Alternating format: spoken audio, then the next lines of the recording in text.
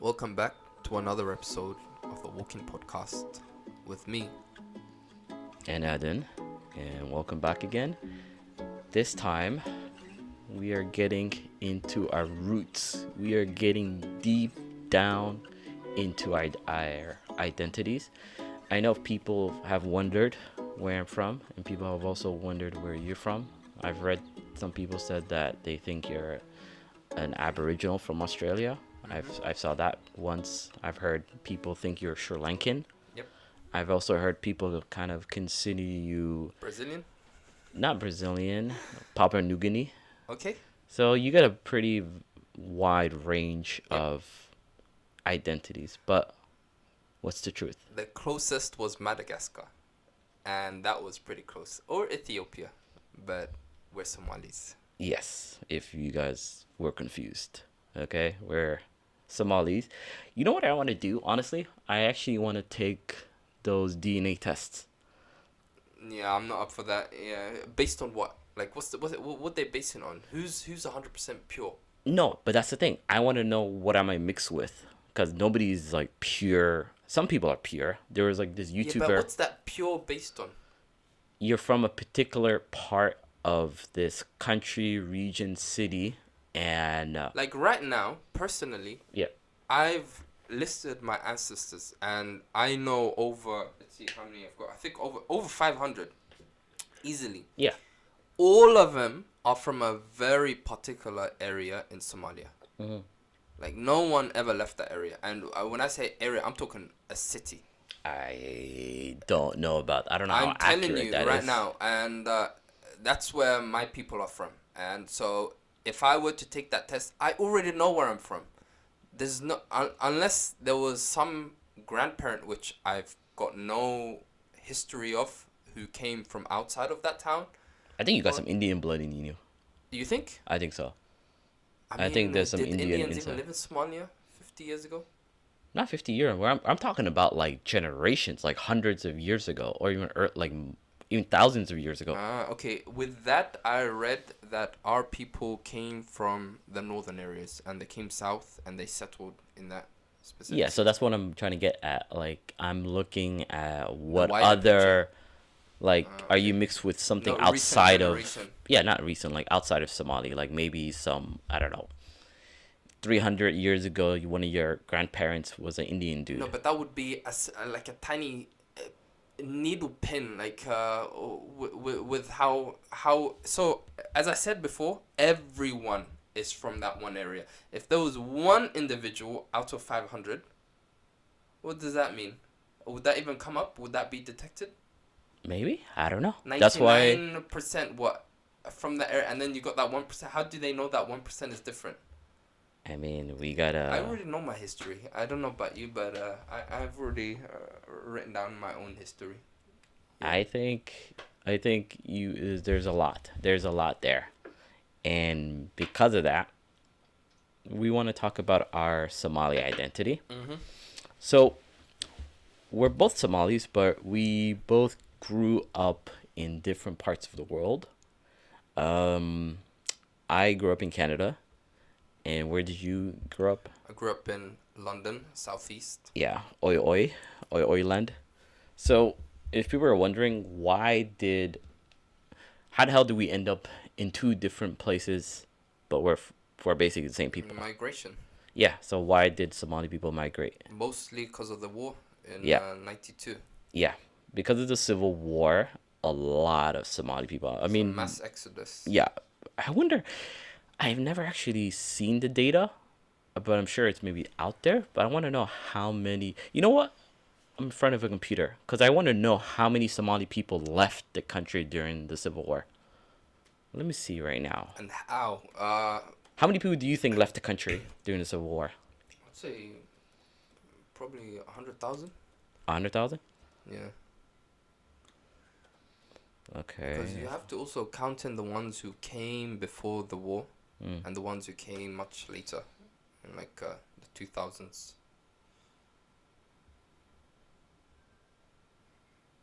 So this doesn't really tell you how much people left during that time in Somalia, Yeah.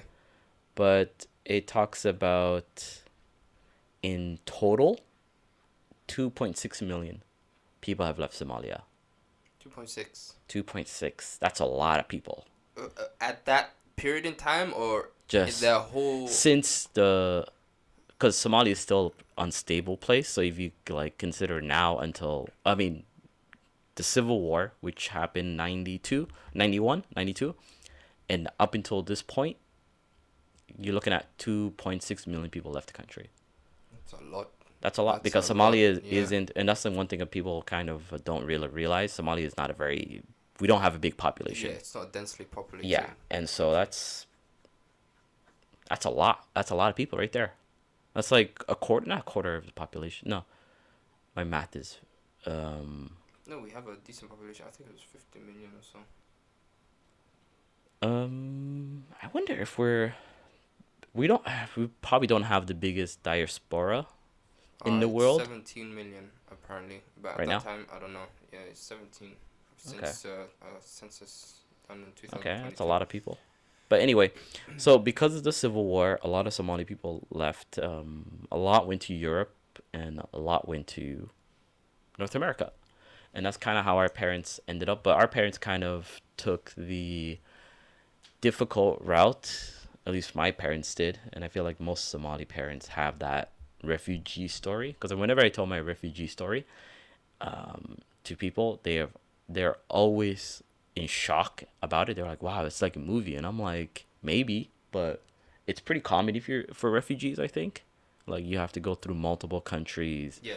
and you gotta like be creative and like, and once you find a safe spot, you just settle down. And so for my family, Canada was the place. Why did your parents choose? The UK. So we had Canada, America, and the UK. Mm-hmm.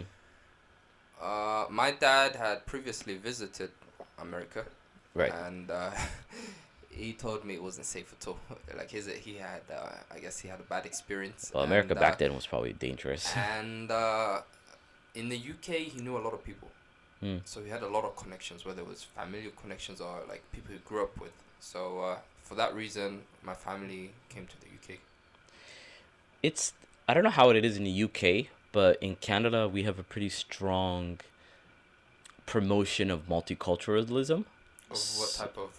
Just everybody, because Canada, especially during the 90s, because Yeah. the 90s had a lot of people coming into Canada, and it and at the time Canada was trying to promote Canada being of different cultures and backgrounds. And I remember growing up, it wasn't unusual to hear people speak different languages, people showing their cultural identity, whether it's like a Pakistani wearing like a sword khamis, or a Chinese person or Vietnamese people speaking their language. There was a lot of like small little communities where if you go here, this is where all the Indians people are, this is where all the Chinese people are, this is where all the Vietnamese, and this is where all the Somalis are. And it wasn't, especially in Toronto, because that's where I'm from, it wasn't unusual. It's pretty normal. So even growing up too, all the kids, we all like kind of talked about like, oh yeah, you know, I have biryani or I have baris and mos or whatever, and it wasn't weird. But how was it in the UK? Because I feel like it probably would have been different. No, it was very similar. Okay. Especially the school I went to was very multicultural. We had all ethnicities. The school was located in a primarily Bangladeshi community, Okay. but because the surrounding communities and areas had all sorts of ethnicities, we had Latinos, we had Nigerian, West Africans, we had East Africans, we had Vietnamese, we had Chinese, we had the whole array. They would all come to that school. So our school was very diverse. And growing up, personally, I didn't realize at the time that this isn't normal in the UK, but that was the norm for me. Okay. So And yeah, so it was pretty it was- similar. Yeah, it was a similar experience. So settling in. So did you have family in the UK when you guys moved in? We had relatives, and we had like my dad's old neighbors and friends. Okay, And same. so we were actually hosted by a childhood friend of my dad Yeah. who'd come before us for a few nights until we were assigned housing. That I somewhat remember. And the area we first came to was the area we ended up coming back to after 6 months of living in another area. So that became our area, that the area we're still at today. Mm. So your family's still there Yeah. in that particular place. Same with my family when we went to Canada. My mom's sister was living there, and we had like distant like uncles and aunts living there, and it just kind of made me realize something about us. If you guys remember our previous episode, we were talking about coming to Korea and how we just kind of came to Korea randomly. And take this into consideration: our parents went to a new country, but they had family there They to did. help them settle in. Whereas the both of us, we both went to completely foreign countries without any familiar ties. There was nobody we knew. We just showed up. Into the unknown. Yeah. So we did something that was even, when you think about it, it's even more crazy. No, but you forget we had the means to come here. As Yeah. in, like, we had the finance. Yeah, we were not the, poor. we were given a job. Yeah. And so on and so forth. Yeah, But we had. they had people. They had the connections, but they had no foothold in the country. Mhm. Which is why I say you have Somalis to this day from the older generations who've yet to learn English, who've yet to integrate within society, who are still stuck in the old way. You know what was interesting? I don't know if you guys had this. So Canada had this, or I don't know if it was part of the government. I'm sure maybe the government did provide resources to this community, I guess, program that we had. And maybe they stopped, because if they stopped, I think it was really dumb. But I think it was really helpful, because when we finally settled in our location, which was downtown Toronto, and that place was heavily populated by immigrants. So there was a lot of people from everywhere around the world there. And there was a community center. And in the community center, they offered services for people who, couldn't speak English. So they would have like people, if they needed, they could only speak Vietnamese, they would have like a Vietnamese team on hand, and they would help everybody with everything. And in our community, we had a Somali lady who would like show up to our house once in a while. I don't know, but she spoke English, and she also like I remember she was like kind of teaching my mom about how Canada was and everything, and she was like a professional. Like she wasn't like some local neighborhood lady. No, she was like getting paid by the community center, and her job was to kind of go around and help Somalis integrate, or I guess try to integrate. Did you guys have that? We had an offshoot of that. So there were two I specifically remember. One was in our local council. Whenever you go in for whether it's the housing council or I don't remember what that immigration related one was, but they had people who spoke Somali there. So those officers had translators. Uh, but they weren't as helpful as you've So just they wouldn't show described. up to your house. Oh no, not Yeah, at all. They okay. would just be there to provide translation or some kind of help, just a bit of help in that moment of time.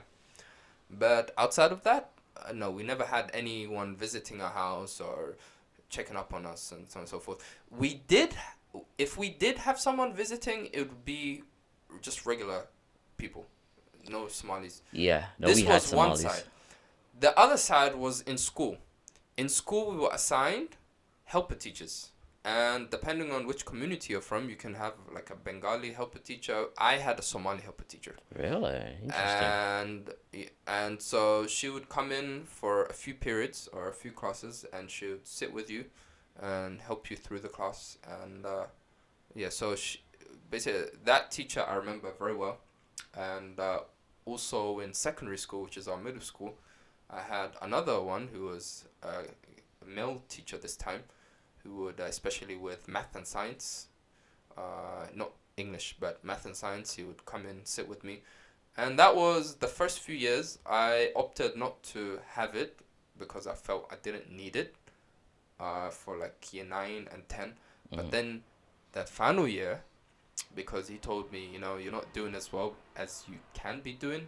And if I'm with you, I'm sure you could do much better, which was very true. But I guess that pride hits you where it's like, why should I have someone sitting next to me to show that I'm incapable in front of like all my classmates? What was it? You couldn't speak English or something? No, it was just to not because most immigrant families, the kids don't do as well. Yeah. I was performing very well Okay. compared to the average Somali kid. Most Somali kids were in bottom class. Like we used to have. Why do you think so? I mean, What it's do you probably mean, the what do I same. think so? It's what I saw. No, why do you think that was the case? The helper teacher? No, like why Somali kids were like doing so poorly in school. Somali kids, honestly, the ones who were doing poorly were preoccupied with other things, and the majority. What age of are you it, talking about? I'm talking middle school. Ah, okay. Yeah, I'm at middle school Okay, now. I thought you were talking about Yeah, elementary. but elementary. When I first came, we had that helper teacher, but like with my younger siblings, I don't think that kind of helper exists anymore. Yeah, probably. I think in Yeah. Canada they don't have that Yeah, anymore. especially kids who start from kindergarten, they defunded learn English in a lot of matter those what, programs. a year or two. Yeah. So I remember that helper teacher a lot in primary school, but she did help me. But you know how math is the same wherever you go in the world. Yeah. So math was the only subject I kinda did well, but with my English being so bad, I struggled for a while. But I picked things up. I got good, and I always remained average. I never stood out too much, whether Okay. it was doing well or doing. Okay. So let's go back to the cultural part. So cultural identity, Somalis, we have a very strong cultural identity, and that identity, I think it plays out differently depending how you are. So there's something really important in Somali communities, Duksi. Duksi, how would you, because a simple translation of Duksi is learning how to read the Quran, which is like the holy book for Muslims. But I don't really, there's something, I feel like that's not really good. Just Islamic school. Um, It was Islamic, so you learn. I Islamic guess history so, or yeah. something, so forth. I guess it's like an Islamic Also, school. it was very Somali. Yeah.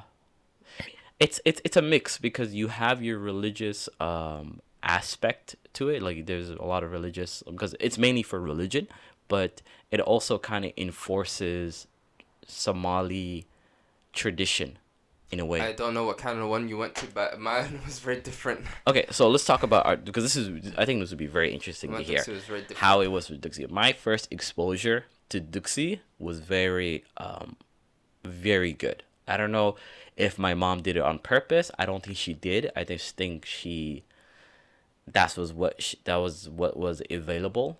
But it was me and my sister, and it was like this chubby Somali dude, and he taught us the Arabic alphabet. And I remember he was so gentle to us, and I think maybe we were like, So for those who don't know, gentle and Duxi don't go together. yeah, as They we're gonna do talk not about go it later. together. But he was so, I think I was maybe 6 years old. I'm pretty sure it was before I started grade 1. It was like very fundamental memory for me, because it was a really big impact, because he was so chill. Like he would teach us, and it was fun because I was like, wow, this is a really cool alphabet system that I'm learning. It's pretty cool. And then I would be able to read it, and then he would like always, every time we finished, he would always give us a lollipop. And Oh wow! after giving us a lollipop, he would put on TV and we would watch Power Rangers with him. No way. I swear to God, there way. were multiple times where after we were done, me and my sister, he would put on the TV and we would watch Power Rangers, or he would just let us sleep. He was No let us sleep. way. And I still remember this dude till this day, and I'm extremely Grateful. grateful for this guy because Wow. most of my Duxi teachers, or what we call ma'alams, which means teacher in Arabic and in Somali, were dog shit. I hated most of them, but he was extremely nice. And then after him, I also had probably my second best ma'alam teacher, and he wasn't even Somali. He was Eritrean or Ethiopian. For the longest time, I still remember his name was like Ma'alam Jamal. And for the longest time, I thought he was Somali. And then my mom was like, no, he's like Ethiopian or something. And I was like, what? He's Ethiopian? And that was the first time in my life where I realized, oh, there's another group of people called Ethiopians, and they look just like us. Yeah. But that's when the first time, You made that connection. yeah, I made that connection. And it was also the first time where we had other kids in the neighborhood attend. Because I don't know why, but my mom made our Duxi the place to be. So the teacher would come to our house. Even the Duxis usually come to your house. The Ma'alam usually comes to your house. So he would come to our house, and we would get a few of the, or I guess most or all the Somali kids in our area to come to our Duxi. And he was really chill. He he did punish us, but the way he used to punish us was very sadistic. Huh? If I had a pencil, Oh, you did the pencil thing, like between the fingers Yeah. like this and then press down. yeah, or what he would do is, because this guy, he didn't use force. He did some really sick shit where he would take a pencil, and for us, what he'll do is he'll tell you, okay, I want you to kind of make a V shape with your fingers, and he'll put the pencil between the V, and then he'll kind of rub your two fingers on the pencil. And that bone. Yeah, the bone. joint So it hurts. Yeah. And yeah, but he was cool. I mean, I remember, I forgot what I finished. I did some accomplishment, and he was like very proud of me. So he gave me like a Quran and a pencil as a reward. And I remember I was like very proud. So, Yeah. that's so ironic. So we had him for a long time. I think we had him for like a few years, and then my mom's like, oh, he had to go, and I was like so sad when he left because he was a really good guy too. What about you? Who was your first ma'alam? I've had so the early days. Yeah. We used to jump between here and there. I remember those. We used to go to like a classroom. You guys actually went This to is a like the classroom? earliest memory I have. We had the classroom, and it was in this building. Oh, a comparison to Duxie is kind of like Sunday school. If anybody knows what Sunday school or it's like, that's kind of like Duxie. So this time I vaguely remember, but the teacher had a stick that was like 2 meters, Okay. and so for those sitting at the back, he could poke you and say, I'm within reach, kind of. This was a classroom. It was kind of like it was kind of a classroom. Where There was was that- this place? I A don't- community I'm center? telling A you, mosque? I don't. It was not a mosque. It was probably a community center of sorts. I don't remember. Okay. But so that was my first memory. The second one was when when a guy, I barely remember this guy, used to make house visits, and we had him for a very short time. Like I think it was like a few months at most, but we did not have a good Did experience. you guys have like a specific way of sitting or whatever? Like it was just sit random when assignment? It was randomly assigned. Oh, okay. Sometimes, so depending. So I'll come to the later one, but that guy would come to our house and he would teach us. Oh no, we would go to a house. It wasn't our house. It was a house. I don't remember if it was his house or some sort of house, and would take our lesson there. This I barely remember. It was a short time, and we were done with that. And then came the one who we were with forever. And this was, I remember, it was in East London. Mm-hmm. And it was the East London Mosque. Okay. And so this is one of the biggest mosques in London. And so it has like, we used to do it in that mosque forever. My brothers and my sister didn't go. So this but was like my a big brothers and I- Duxie. No, it was a small Duxie. So Oh. we started off small and it expanded over the years. And So you guys didn't set it up? It was like no, it was already there. My Ah. dad heard about it, and I guess we started, and so we went, and the nicest teacher, and to this day, my dad's still in touch with him, but that Duxi was honestly the best in terms of the teacher believing in the no hitting rule. Like you don't hit kids, Mm. and so he was very big on that. He was more of you teach kids through kindness, which was unheard of Yeah. when it comes to Duxis. And so Yeah. I guess my dad also liked that point, and so he'd always take us to him. How old were you when you first went to him? I was a kid. And yeah, we stayed with him through our teenage days. Anyway, so with his teaching method, we'd have a week. So there was a Saturday class and there was a Sunday class. We were always the Sunday class. Mm. We'd go there for I think around 3-4 hours every Sunday. So it was like a Sunday home basically.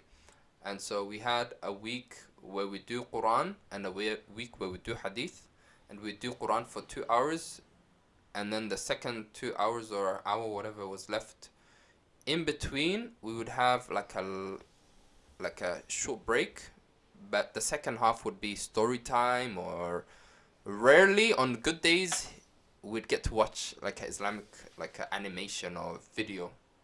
Like Yours seemed a lot more formal. Sounds it was like. very formal, Yeah. very formal. And so Is that a UK? Was that typical in the UK? no, it was untypical. Most UK they don't have chairs or desks. Our one we always so No, like, did our they- teacher was part of that mosque, so he was able to procure facility like the space, the classroom space, and that mosque also later on had a school, Okay. and because the school is closed on Sunday, he would use the school on Saturday and Sunday. And so because of that, he managed to expand. And so he created a huge Duxi. So wait, so how was it like for the other Somalis was it private? It was just go to the mosque and sit on the floor around like in a circle or whatnot. You know, the typical. So that was like UK. Like the teacher would like sit on the mosque and you just sit around him taking turns reading to him. Yeah, in Canada. This was the typical one, but the one I went to was a classroom with tables and chairs. Okay. And that's we also very had unique. other side teachers, side ma'alims, you know, who would come in. We had different funny ones, you know, the jokester, the one who would tell us like good stories, and then my teacher also used to have a lot of visitors, and every time we get a different visitor, they tell us their life story basically. So it was like Yeah, the it's very second half typical was very Somalis. it was not entertainment, but it was fun. Like we'd hear a lot of stories. Yeah. And yeah, it was a good time. Okay. So from what I'm hearing, or the differences that I'm picking up between Somali and British Duxis is that This isn't typical British though. no, not with the tables, but typical would be going to the mosque and stuff. The typical would be you'd be in a mosque. Yeah, in Toronto or in Canada, we wouldn't go to Duxi to have Duxi. It would just be at your house or somebody's house.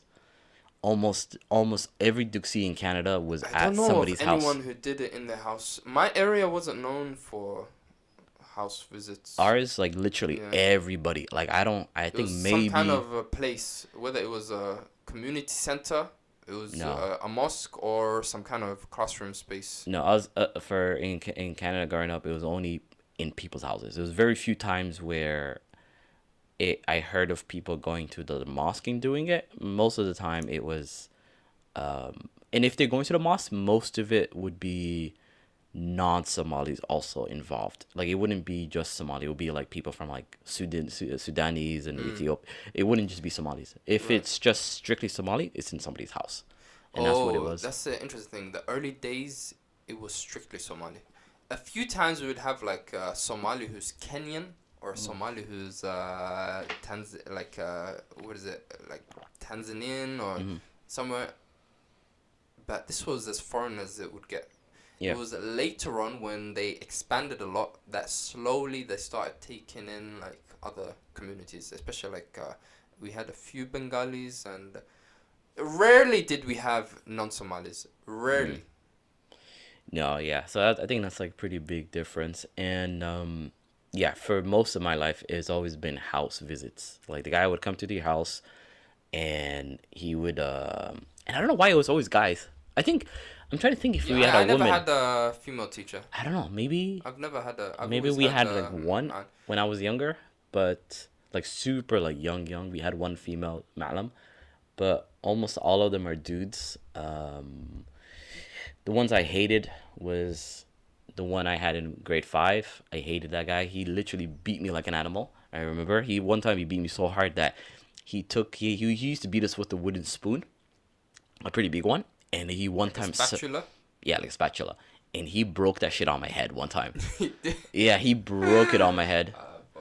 And Yeah, so trauma. I think at that point, after that experience with him, because I had previous to him, I had fantastic malams, and up until this little bastard, he basically started a trend where I was like, okay, I'm gonna have kind of antagonistic relationships with these guys because these dudes, I felt like they got some gratification on beating kids, and I found that kind of sick and angry. It made me very angry, and it made me even more angry that my mom Was okay with was it. okay with it. Which is what I don't understand about parents. Somali which parents. The whole which was I was like really upset with that. your kid's getting beat by a Yeah. stranger. Like, if it was a parent, like I could see where that's coming from, but to let a kid touch your like a stranger touch your kid, Yeah. that's you crossed Corporal the, punishment, basically. Corporal punishment.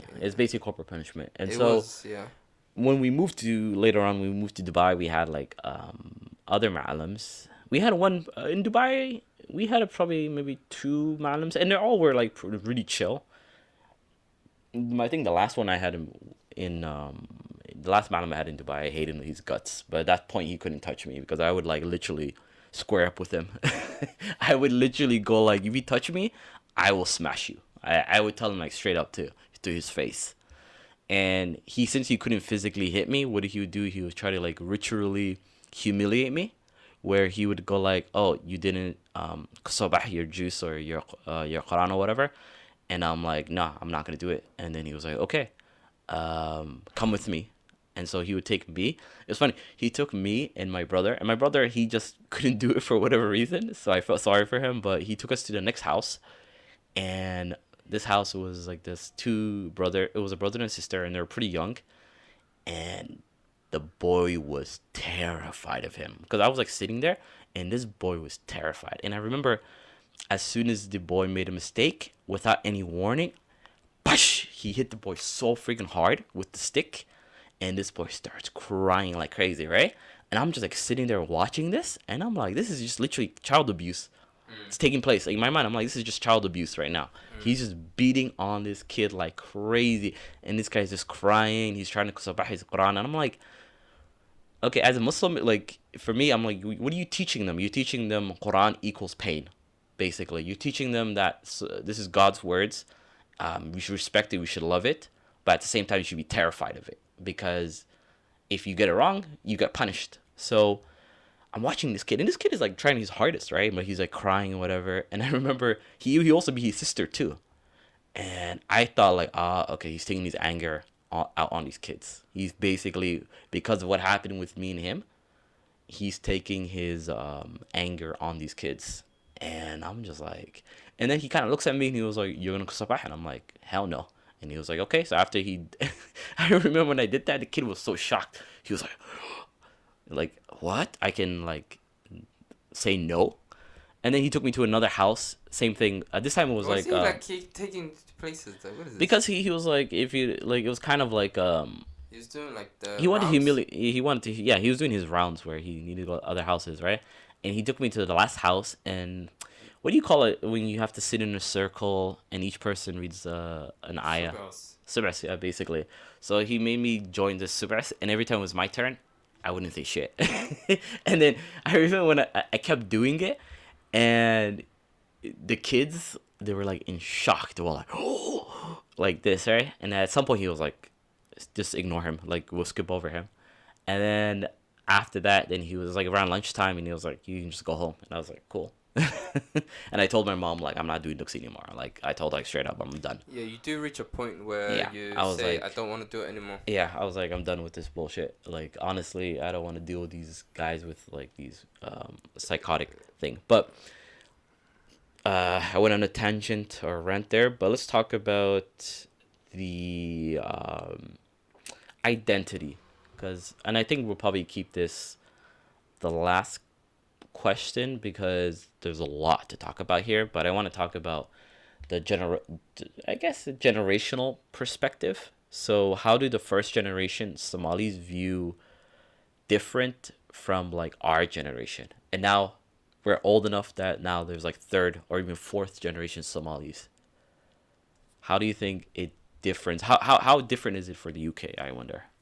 Between the current generation and the Yeah. previous generations? So your mom came to the UK, and then they had you, and then now you're Our generation is having kids. Yeah. So what do you notice? So I have nieces and nephews. Yeah. Luckily for them, my brother and sister keep them within the Somali nests. Mhm. But you hear them talking, and you realize, first of all, the language, is disappearing for this generation that's being born. Yeah.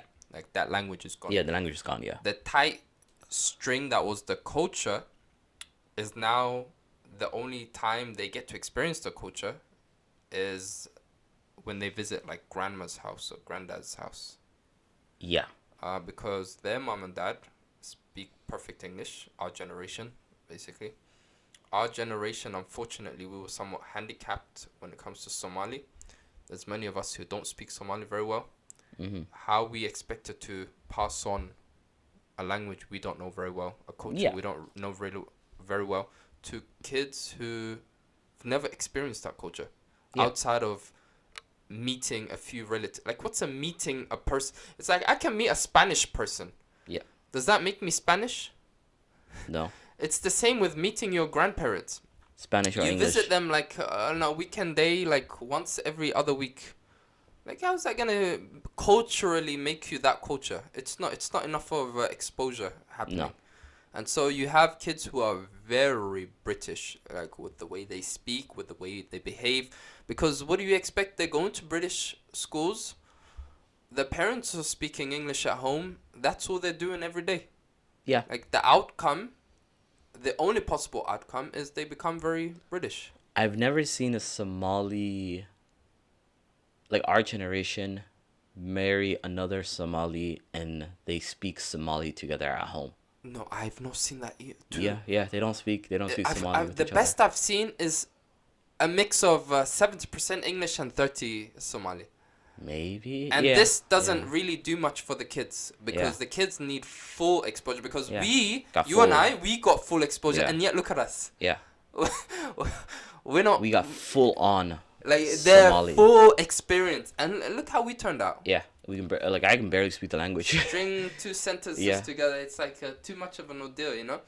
And it's common throughout. It's not limited to us. Yeah. It's the common theme you see with our generation. Yeah, it happens. Like if this happened in Korea, it would be the same. We may dress it, we may look Somali, whatnot, but within us, our core isn't. We're tainted. Yeah. basically. Yeah, because like you said perfectly, our parents they spoke full 100% Somali to us, and then if you're lucky, the kid can speak Somali. And We can understand it perfectly. Yeah, well. we can understand it because it's Yeah. mostly we're being spoken to most of the time. Yeah, but it would be they'd speak Somali, Yeah. we'd reply in English, and So- this is where I feel the major fault was made.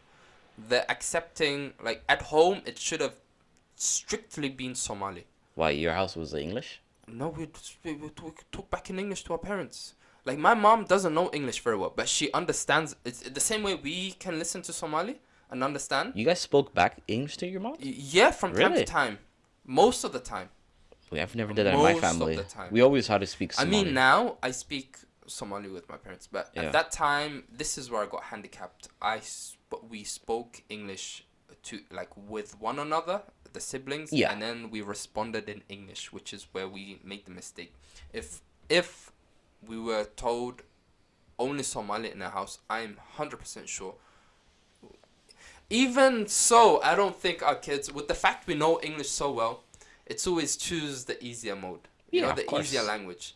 And so I don't think it's possible for the generation that's coming after So us your to hold on to generation, that. let's say if you have kids who and We're the whatnot, last vestiges of your this. kid is barely gonna know any Somali. They're just gonna know yes or no or how are you. But Yeah, other than that, I don't think they'll. they're Even gonna know listening, I don't think they'll know it. they're gonna know some, especially if your kid is mixed and whatever. They're And gonna then that know. too, Yeah, if they're there's a lot of mixed. Somalis who are marrying out, which Yeah, is another new phenomenon, especially in London because of how multicultural.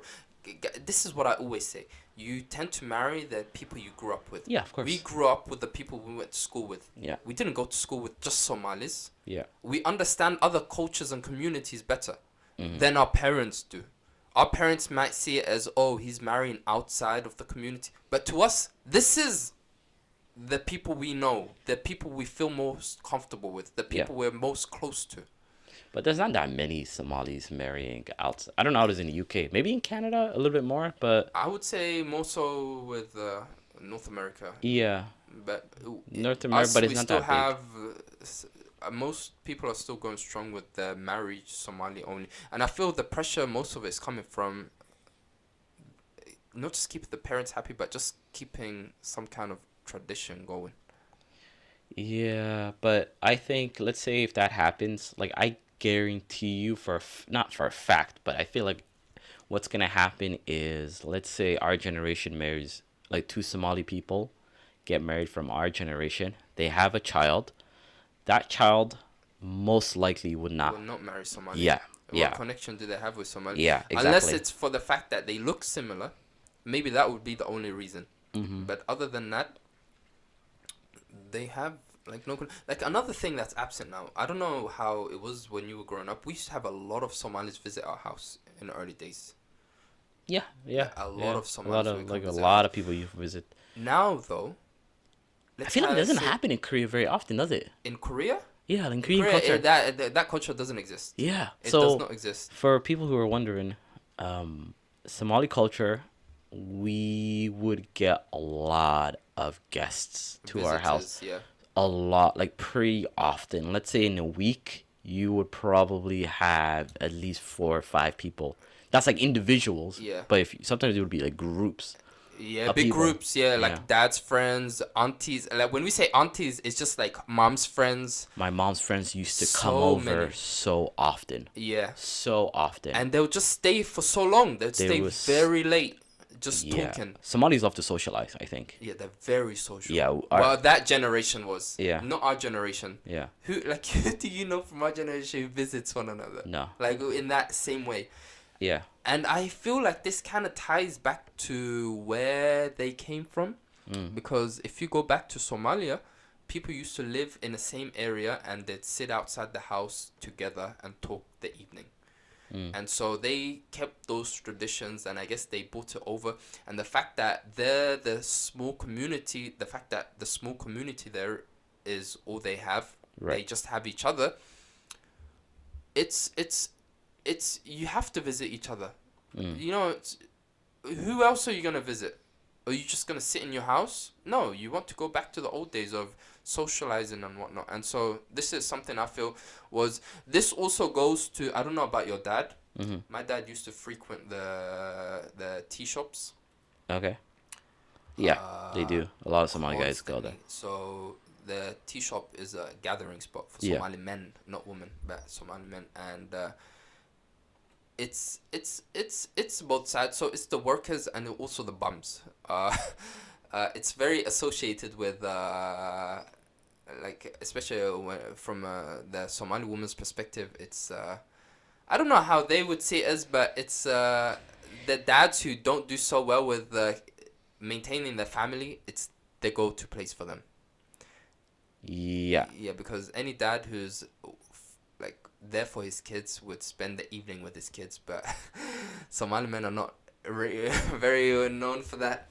Yeah, it's like it's weird because it's like they're not doing anything bad, but I would say nothing bad is going like on. if It's just Korean like a men, hangout spot. yeah, if Korean men the way they hang out with each other is by going out drinking soju, right? Yeah, Somali men they like to go out to coffee shop and tea shops and just kind of talk about politics. That's all it is. Yeah, and Just family. talking, just guys, like. Yeah. So it's just like that. So if you go to like, there's like a Somali community in Toronto, and you literally go to the coffee shop, like Tim Hortons or whatever, you'll find a group of Somali men just there, just talking about random stuff. And yeah, it's pretty common. But what I guess, if I would say in Canada, the Somali identity is a lot more softer and a little more fluid. When what I mean by that is, I feel like in the UK you got some hardcore Yeah, we Somalis. do. Yeah, you We guys do. have some hardcore Somalis, whereas in Canada you have a soft version of Canadian Somalis. They're Somali, but like to be honest, like, most of the Somalis I've met out and about, they all speak pretty good English. Even the older generation, I've met a lot of older Yeah, that's generations something speak. I've noticed with North America. Yeah, a The lot older of generations all speak very good English. yeah, Though it's accented, yeah, it's still very good. yeah. They can all speak. A lot of them speak Like they English. would have no problem going around town. Yeah, whereas I feel like in the UK you won't find that No, much. in the UK it's very hard to find that unless it's like an educated person. Yeah, And so that's it brings back the point I mentioned earlier, which was people don't assimilate as much. They don't integrate. hmm They don't learn the system. They always talk about another thing. Somali people always talk about the system. I don't know how it is for you. the system. What do they There's mean? this thing we have, the system, and so the Mm, system can be anything. It can be whether it's education, whether it's because Somali people are low income, right. and so we have a lot of welfare, hmm and welfare is a very big. For me, it's the scourge of our people. It's the thing that keeps us down. Well, yeah, it's pretty common in the UK. And I guess. so I don't know if you know Ayuta. You know, Who? anyway, basically they have a system of getting money from the government and using that money for their relatives. Okay. And so whether it means I sign up for unemployment benefits, like unemployment income, or I have the kids one, I understand. Somali people have a lot of kids. Mm, And the yeah. government gives hands out for people with a lot of kids just for the support. But a lot of the time, I feel Somalis prefer getting handouts as opposed to working a hard shift, which is where I conflict with the viewpoint of many Somalis. Their point of view is why it's easy money. I guess, yeah. Yeah, I feel like it's maybe more common in Europe than North America. In North America, not a lot of Somali, very few. I think it's harder, to be honest, to get welfare from the government in Canada compared to Europe. Europe is a little bit more generous with that. But again, yeah, I think it's also the difference between the money. The Somalis that came to Canada maybe were more educated, I want to say, compared to the ones that ended up in Europe. But generally, that's kind of how it is. And I really recommend people to kind of, if you ever get a chance, check those two places out and you will see a difference. Like, we're all Somali, but you'll also see, like, wow, okay, it's very different out here. But with that, I think we covered a lot, but there's so many things to say, to be honest. There's so many things, and I want to keep, maybe we'll do a part two to this, maybe, we'll see. But until then, I hope you guys tune in. Uh, and don't forget to subscribe, like, comment.